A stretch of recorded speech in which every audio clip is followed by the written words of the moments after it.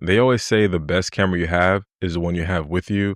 And I have a lot of cameras, but I'm now using my iPhone 16 Pro to get this particular look right here. Everything you're seeing is shot on my iPhone 16 Pro. And I'm going to show you how you can get that look.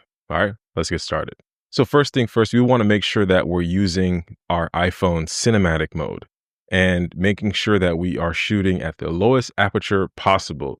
Okay, so right now I'm in regular video mode on my phone, but this doesn't necessarily look good. So what we want to do is go into cinematic mode. You just could like swipe there, and now we're in cinematic mode.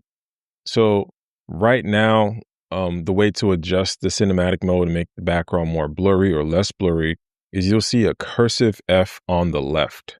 So you hit that cursive F, and as you can see here at the bottom, there's a F number, so F4.5.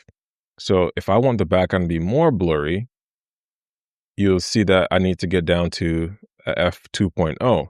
So you see that cursive F. So as I adjust it, you'll notice that the background is becoming more in focus at F16. But at F7.0, the background is still kind of in focus, but not really. And 4.4.0, you notice the background is becoming more blurry.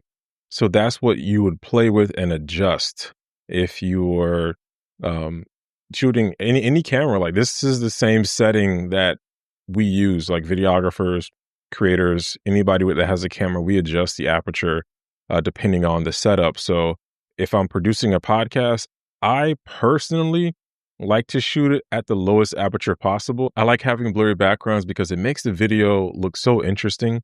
Like the subject, the person, they're the main focus. And as you can tell by the box around me that the iPhone is tracking me. So if I were to shoot with another person, I'd probably want to shoot it at f4.5, maybe 3.5. And that way, if the person is like standing next to me, we both could be in focus. But mostly for podcast production, it's just a one person in the shot. So I think 2.0 is great. The iPhone does have the aperture for the front facing camera, because this is the front facing camera. And it's the same thing for the rear. The lowest aperture it can go is f2.0.